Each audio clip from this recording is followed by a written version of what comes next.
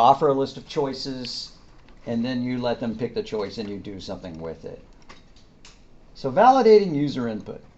That's to inspect the data to make sure it's acceptable or not. You ask them to enter a test score, and if they type in a negative number, maybe we shouldn't allow that.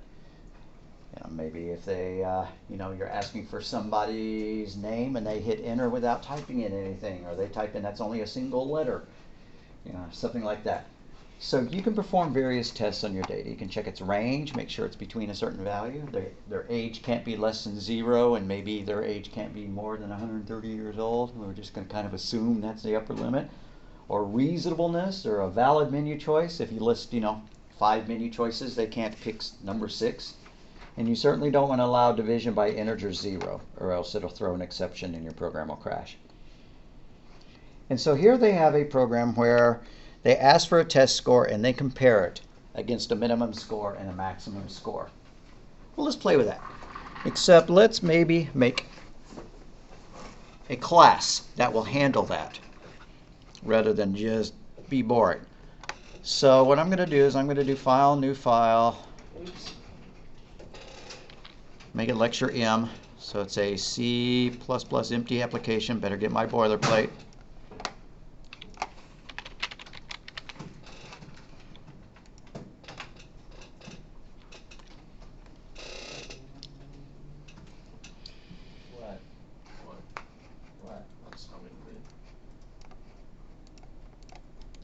So right click, add, new item.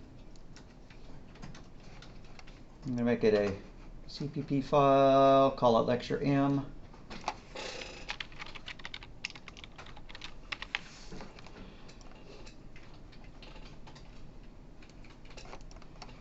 And I need my boilerplate, so I'm going to go get that, which we can find in the top module.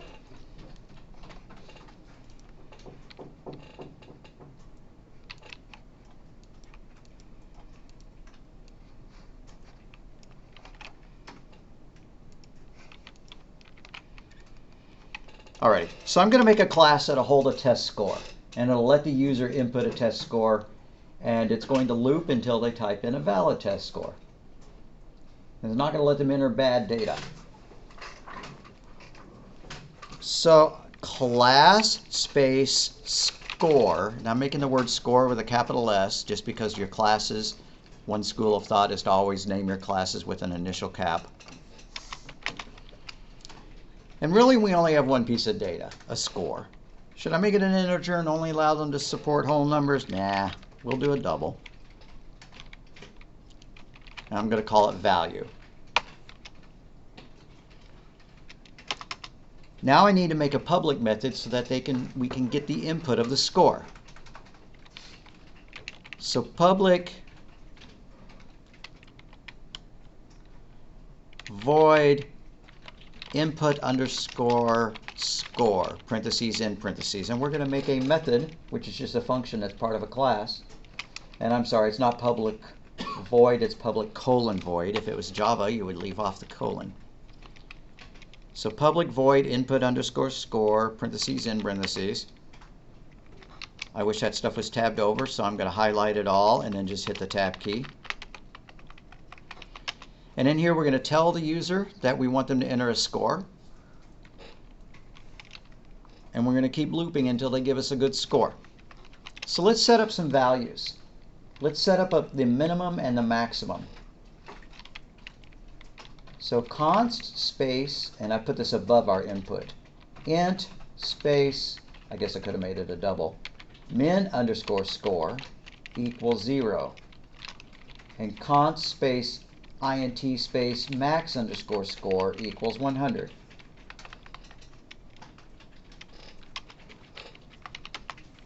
So let's tell them what we want to do.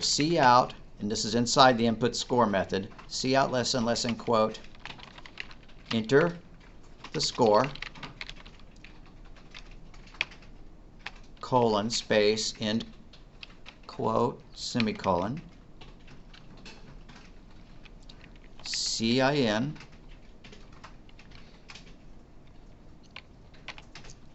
greater than, value, except I'm going to change. Now I'm going to leave value alone. I'm just going to leave it like that, not get a little too fancy pants. But what if it was not right? So if parentheses, value, as a matter of fact, we're going to make that a while statement. Rewind. While parentheses, value less than min underscore score, or, which is the two vertical bars, value greater than max underscore score. We've got a problem. We're going to tell them that they've made a mistake, and we're going to let them type it in again.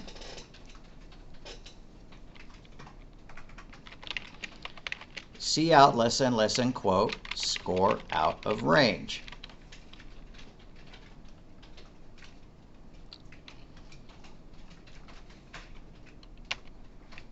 Period, \n, semicolon, and let's tell them exactly what's wrong.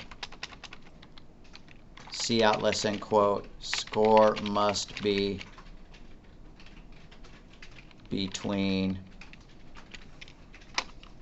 space end quote less than min underscore score.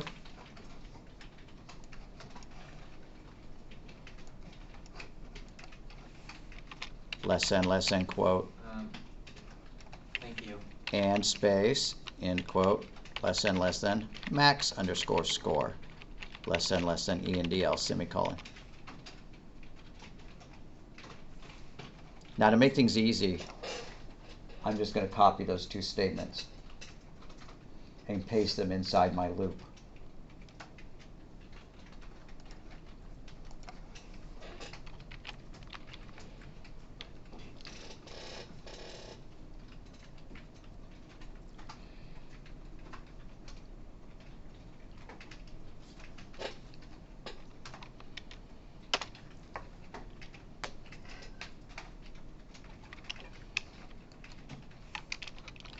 And we need one more function, one more method that will actually return that score.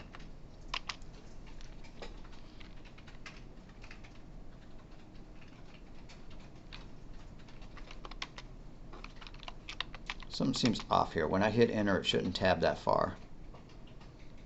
I'm not sure what's going on there. I guess I'll run with it and hope that it works.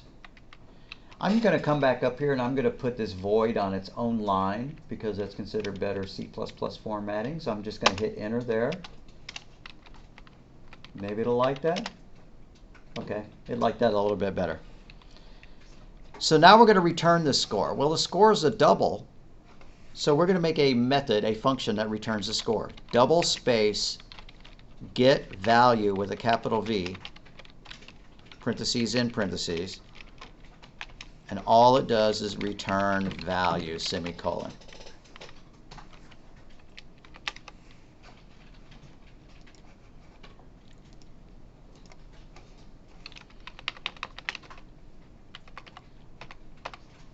So I don't know if I need to zoom back in. Can y'all read that even in the back, or is this text too small? You okay?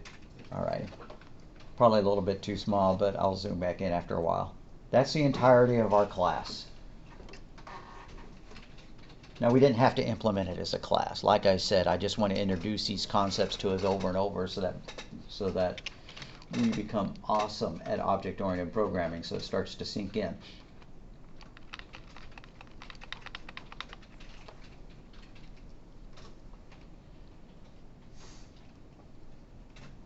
So later on in main, we're going to create a score object, and then we're going to call input score, and then we're going to get the value of it.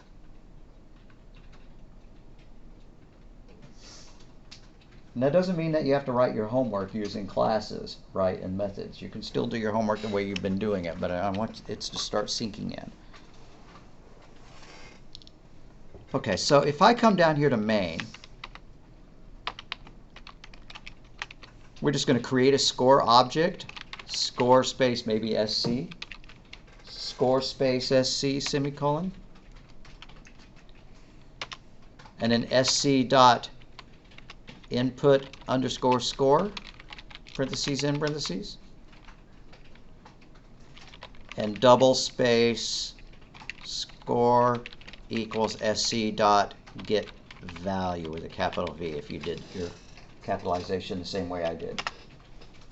And we could do something with it, right?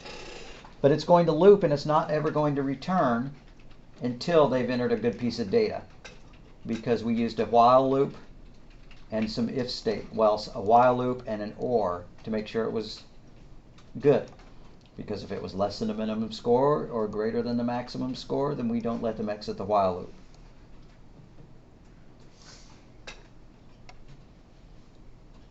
Let's see if it works.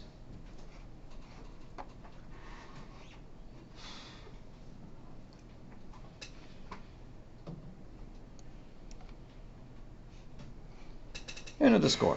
Well, I'm going to be a brat and type in -9. Score must be out of range. Enter the score. I'm going to be a real brat and type in a letter. Oops. All right, so I totally broke it. I ought to find a way to fix that. But for now, okay, I need to press the debug, stop debugging to get it to stop. For now, I just want to make sure it actually works with numeric input. -10, score out of range, must be between 0 and 100. How about 110? Nope, out of range. How about 100? Yep, that's a good score, so it stops. I think we talked about how to clear input. We could probably figure out a way of clearing the input if we were in an error state. I'm going to leave that alone. I'm going to leave that alone. We don't have to fix that problem right now. But I am going to pause it and make sure that everybody who's trying to get this to work has it working. You come back. All right, so the real point of this was to show that you can use a while loop to force them to enter good data. That's called data validation.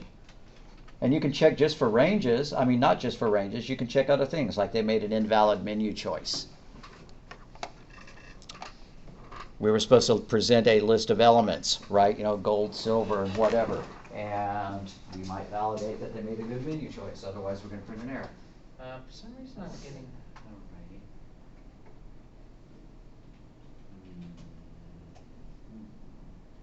Alrighty. See the stuff down here at the in main? We have to tack this on. Get this stuff going.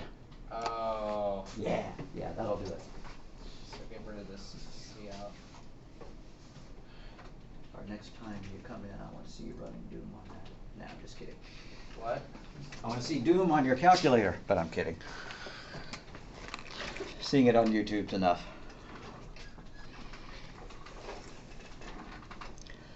Now, if we were being good programmers, we would put this class in its own file.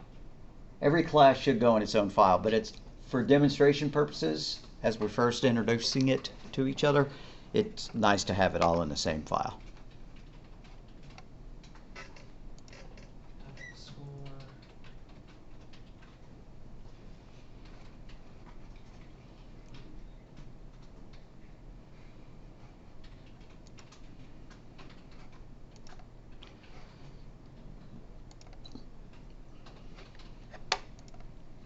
So comparing characters and strings.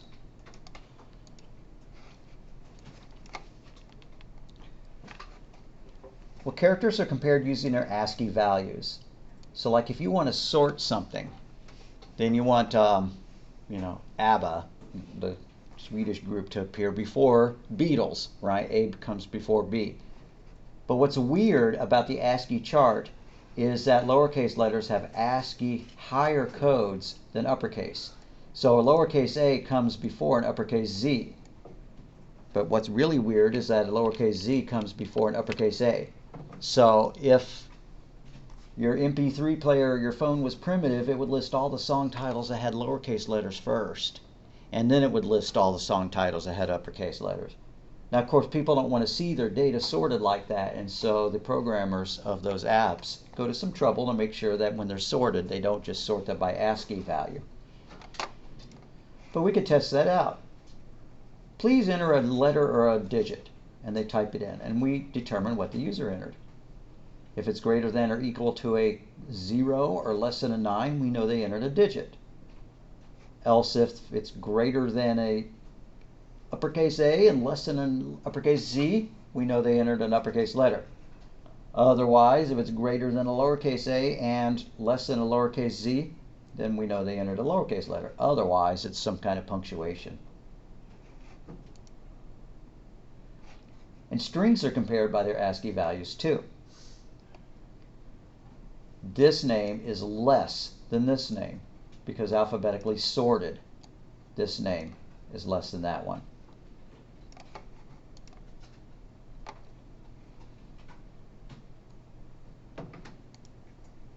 The conditional operator, this is the weird one. A conditional operator is just like an if statement. Let's take a look at this. Say we want to print out an A if the score was 100. Otherwise, we're going to print out F. We're really hard-nosed here, right? You can either make an A or an F in the class. So do this. String space output, or grade. String space grade equals score equal to 100 question mark. In that case, they made an A, so quote A quote. Otherwise, they made an F. So after that quote, colon, quote F quote. That is the same as writing this. That is the same as this. I'm just going to make a multi-line comment that you don't have to make. That is the same as writing, or heck, it doesn't matter.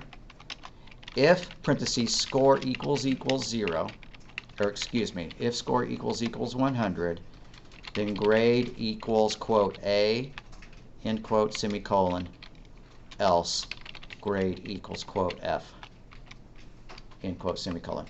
These two lines do the exact same thing, but one obviously does it in a much more concise fashion. This is the if statement right here. If the score is equal to 100, then the value is equal to A, else the value is equal to F. Just like this. To make it easier to read, I like putting parentheses around this part of it. But it's not a necessary part of the syntax. But I like the way it looks, all right? If this part is true, then copy A over, else copy the F. So the question mark is like the then, if then, and the colon is like the else. I don't think you make it a long one, can you? Oh, we can make it long if we wanted to. Hopefully the score is not going to be a number larger than 2 billion. So we'll just leave it like it is. Number 2 billion. Yeah. So what this says is x less than 0. If it is, then y is equal to 10. Else z is equal to 20. Now this is a weird way to put it, and it's not exactly what I showed you, but it would also work. So the thing before the question mark is the if. The thing after the question mark is the then part, and the thing after the colon is the else part. And you know what? I didn't check to make sure you were doing okay. Let me come back there and check on you. So since we weren't getting out any output, we tacked that line on, and now when we run it, at least we'll see something else. Because it was looking like it was malfunctioning. It was looking like we typed something in and not getting anything. And that's true, we just weren't printing anything out. And if we type in 100, then they make an A. Ooh, that's not what I wanted to see. I typed in a letter rather than a number, and it went nuts. There we go. Grade calculated as an A.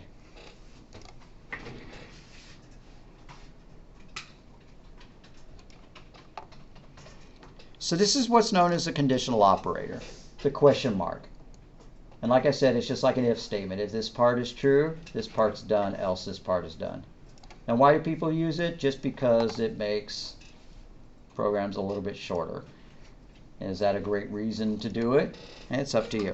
Like say you had a temperature involved, int temperature F, and you assigned a, some temperature. It's 12 degrees outside. It's pretty cold. So string freezing equals, is the temperature less than 32? If it's less than 32, it's freezing.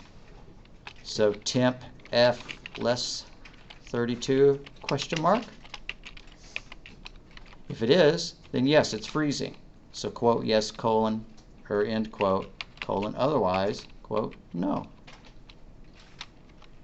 End quote.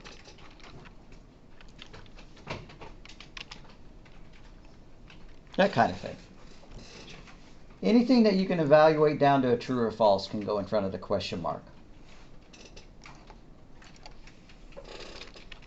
And it can't be multiple truths. Oh, you could embed as much in here as you wanted to. Now this would be dumb, but right, temp F equals 12, ampersand, ampersand, score, excuse me, grade equals quote A. Is that true?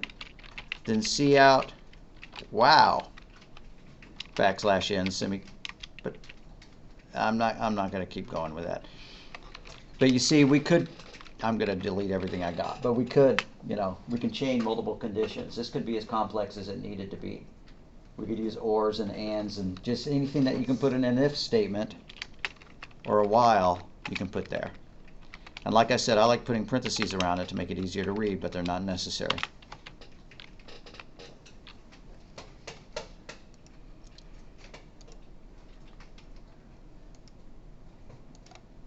Would it compile with parentheses? I'm sorry, pardon me? Would it compile with parentheses? Well, sure. You can have as many parentheses as you want, even if they're stupid. Watch this.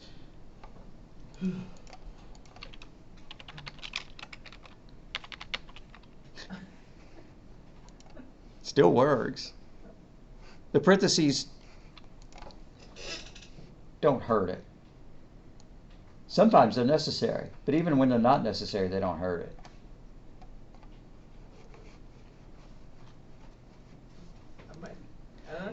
So the switch statement. Did we already talk about switch? No. I'm going to look you in the eyes. Did we talk about switch yet? I don't No? remember it. Okay. What the switch statement does is it's like a whole bunch of if-else ifs. So for example, that grade. Let's set grade equal to some letter, like B or whatever. Instead, we should ask the user for the grade, right? No, this isn't a good example. Instead, remember our program? We've done the sphere density program, right? We started doing that one. Okay, so what if we did something like this? Int material equals 3, semicolon, and then we wanted to turn that into a list of different densities. Now, I don't actually remember those densities, so I'm going to pull them up, see if I can find one really quick.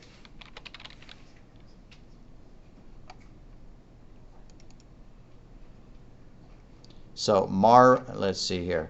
Ice is 55, and aluminum is 168, and so on.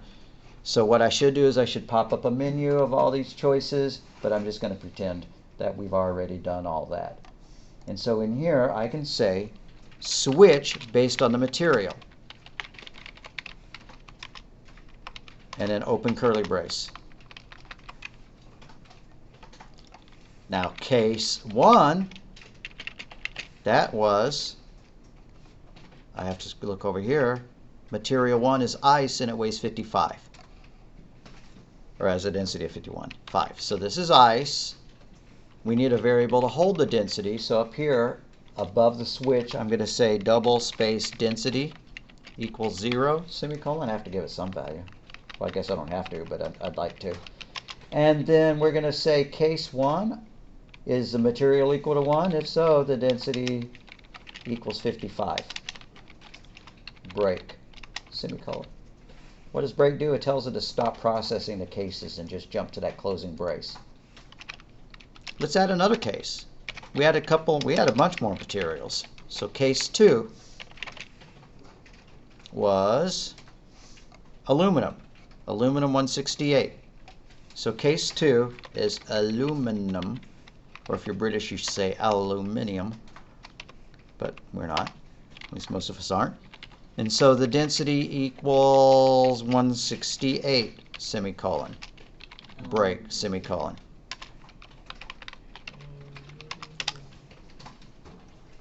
And so on. We could go on down the line. Gold, case 3 colon was gold. And the density is equal to, I'll have to go and look at this one too, 1203. 1,203 pounds per cubic foot. And break.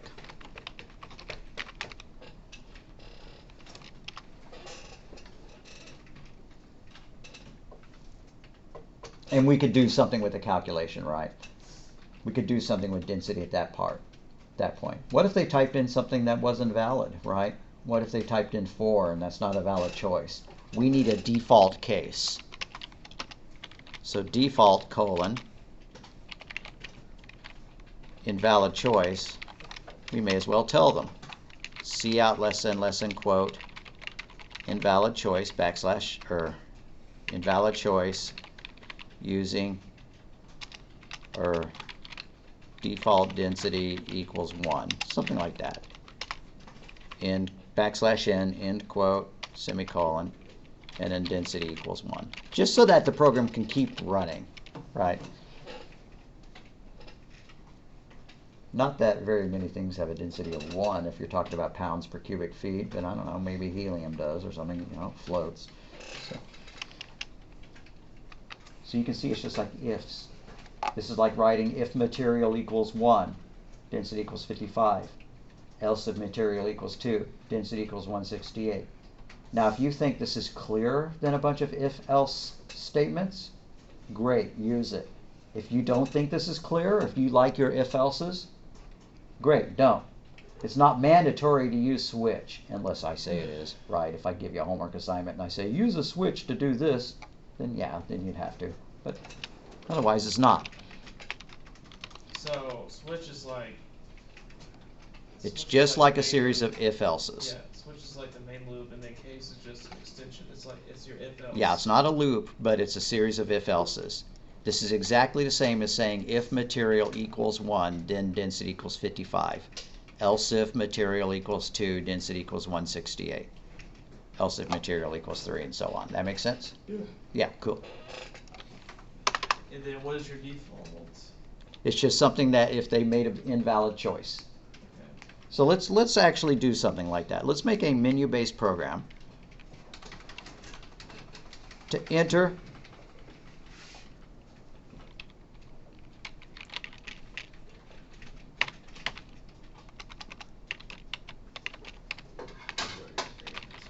enter 1 for fun, 2 for more fun, or 3 for most fun. Colon, space, end quote, semicolon. And now we need to declare a variable named fun to hold that. Int space fun. Fin. Yeah, fin. All right. And then switch based on fun, based on what they typed. So switch parentheses fun in parentheses. Case 1 colon, that was just normal fun. So cout less than quote. Okay, comma, that's fun. Period, backslash n, end quote, semicolon, and then we need to break. Let's add 2 more cases. Case 2 colon, cout less than. Quote, that is really fun. Backslash n, end quote, semicolon, break. And we're going to add a case 3, and we're going to add a default. Case 3 colon, cout less than OMG, that is amazingly fun. Exclamation mark, backslash n, end quote, semicolon, break, semicolon. And in default, we're going to tell them they made an invalid choice. 3 for extreme fun. Yeah. So default colon cout invalid choice, period. No fun at all, period, backslash in end quote, semicolon, break, semicolon. Crap. There we go. Crap baskets.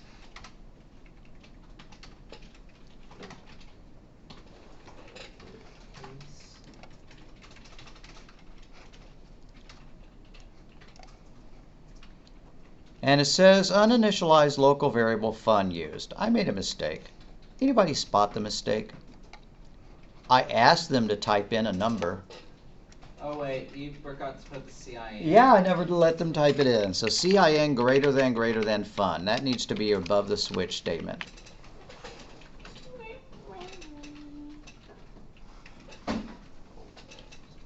Okay, that was fun. So now I'm going to run it and see what happens. Enter the score, whatever, 90. 1 for fun, 2 for fun, or 3 for most fun. I'm going to type in 2. That is really fun. As an experiment, once you get this working, comment out the breaks and run it again and type in 1 and watch what happens. It's no fun. So without the break, it does them all, or at least all of them up to that point. So if I type in 2, it's going to jump here and print that is really fun. Then it's going to print that's amazingly fun, and then it's going to say no fun at all. Very rarely do you want it to behave that way. Very rarely do you want it to do more than one case. Sometimes you do, though. And if you do, then you leave out the break. But that is so rare that you might want to put a comment to that effect, in which case you'd say fall through, right? And that way the next person who's looking at your code doesn't go, oh, you idiot, and put, a break there because they thought that you didn't put one in. So if you're going to leave the breaks off on purpose, then I would type it in, I would comment it out, and I would say fall through just like that. But instead, I'm going to fix it, right? I'm going to put those breaks back in. You idiots. There we go.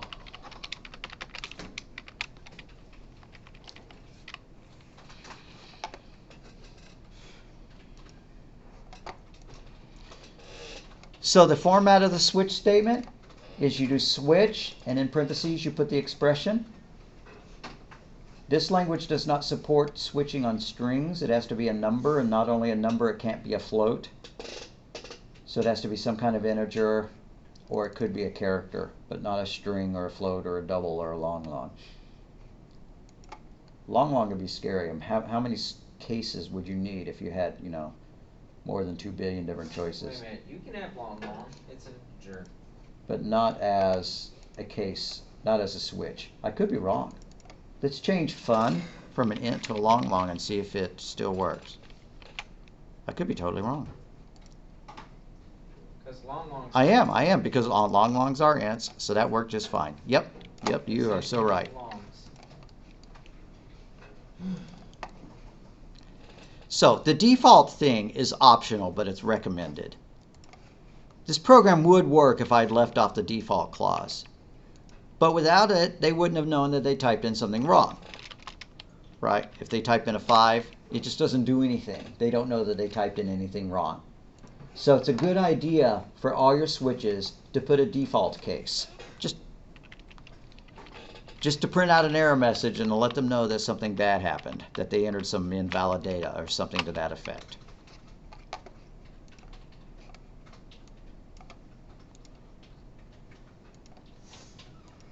And so what does the break statement do? Well, the break statement does different things in different places.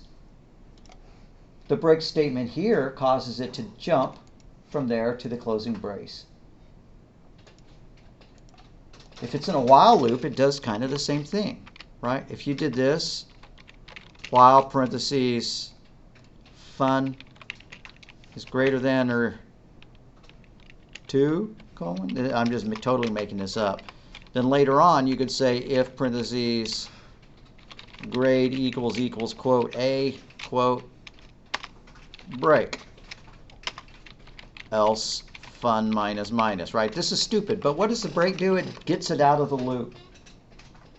This is meaningless code, but I'm just demonstrating that you can put a break either inside of a case or you can put it inside of a while loop. And they mean kind of the same thing. They mean jump to the statement following the closing brace. Here the break, or any of these breaks will jump to that closing brace. Here the break will jump to that closing brace.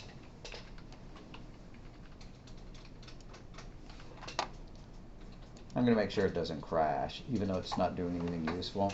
Why don't we make it do something slightly more understandable?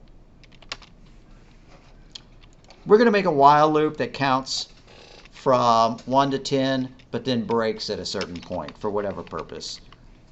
So int x equals 1, semicolon, while parentheses x less than equal 10,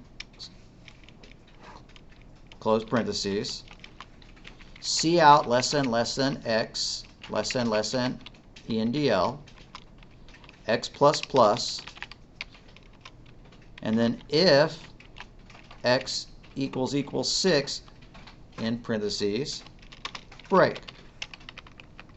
So it's going to tell it to stop the loop when it gets to 6. Even though supposedly the loop was supposed to continue, was supposed to keep going all the way up to 10, this break statement is going to stop it early.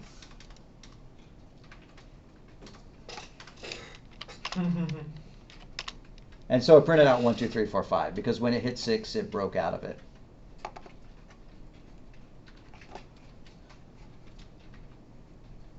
Do we need to do that while loop? You don't got it. You know how to write a while loop. Skip it if you don't want to type it in. The notes are for you to use. I don't look at them and go, you left out this part.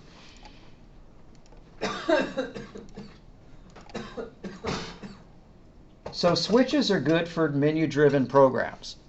We could have written this sphere, density, and material program with a switch. And as a matter of fact, that's your homework, is to rewrite the sphere program to use switch. And so more about blocks and scope, and this is the last part of the assignment, so it looks like we may get out of here a little bit early. I mean the lecture. What is the scope? It's the block in which it is defined. Like if I put a variable inside this while loop, int y equals x, right there, I won't be able to print y here. That wouldn't be true in Python. In Python, if you declare something inside an if statement, it still exists outside the if statement. But if I try to print out y here, it's going to be an error, because y does not exist anymore here. Its scope is from here to here. It's from where it's declared to the closing brace in which it was declared. I guess it's like a rifle scope, right? If you're outside of the rifle scope, you can't see it, right? And so from here, we can no longer see the y variable.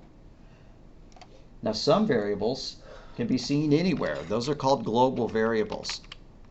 If you declare a variable outside of main, above main, like this, int global equals 100, whatever, you can use that variable anywhere inside any function as long as it was declared above all the functions. And so if you put it up at the top of the program, there, it's available to absolutely everything in the entire program. Now, global variables are kind of considered poor programming. I would tend to avoid them just because they are considered poor. But if there's a reason to use it, go ahead and use it, because its scope is from the very top where it was defined to the very end of the code, all the way down here. Doesn't have any limits about what curly braces it was declared in. The same is true for code that's defined as part of a class. If we declare a variable here inside input score, we can't get to it inside get value. It's only valid from there to there.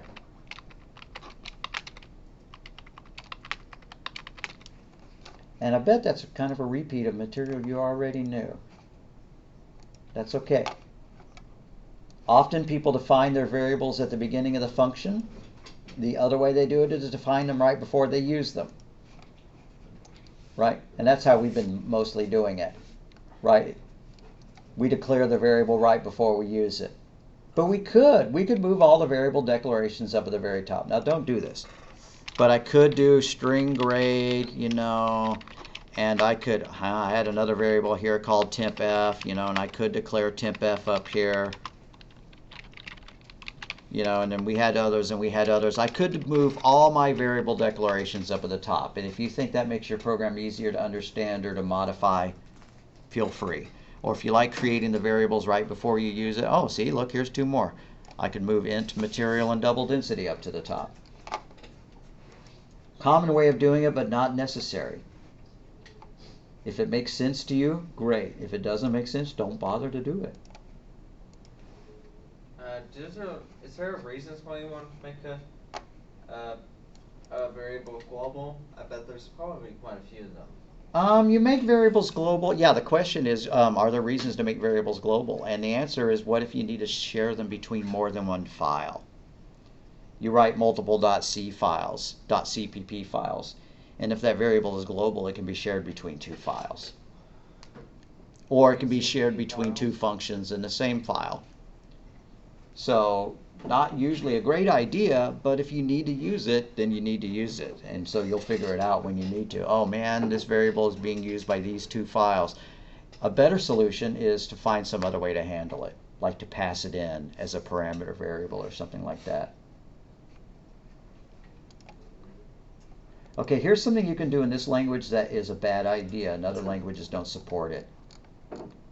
You can declare a variable before a block, like this, int z is equal to 3, and then inside the block you can redeclare it. If z is greater than 0, in parentheses, string z equals what? Like that. That's valid code. But once you do that, you can't use this z anymore, right? You can't say z equals z plus 1. You can't modify this one anymore. It's hidden, right? This one's standing in the way. It can't see that one anymore. Now C# and Java don't even let you do that.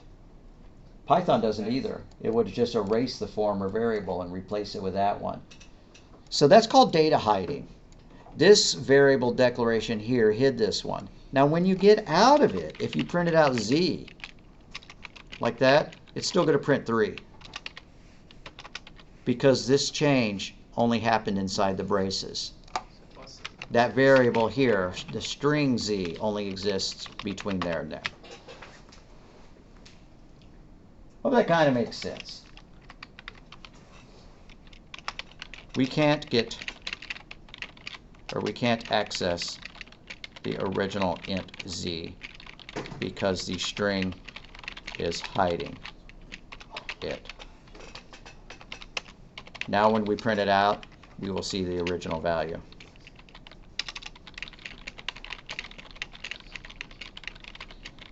And the slide says that's a bad idea, and I kind of agree.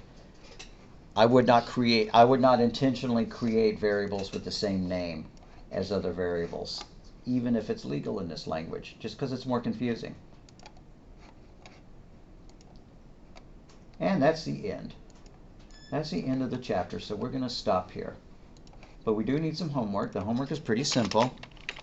Revise your sphere density program to use switch case for the diameter and density calculations. Now I've already given you a start on that, right? I gave you a little bit of a help, right? Starting like that. That's how it's going to look, except you're going to list all the materials. And you'll have another one for size, right? For the golf ball and the marble and or whatever all the choices were. Make sense? All right. There's a Dropbox, so you can upload your CPP file if you want to hang out and talk about homework. That's also totally cool. If you didn't get the code typed in and you want to type it in, I will print it out for you. You don't have to type in everything I type in up here. That's okay if you don't. You just figure out what helps you learn the best.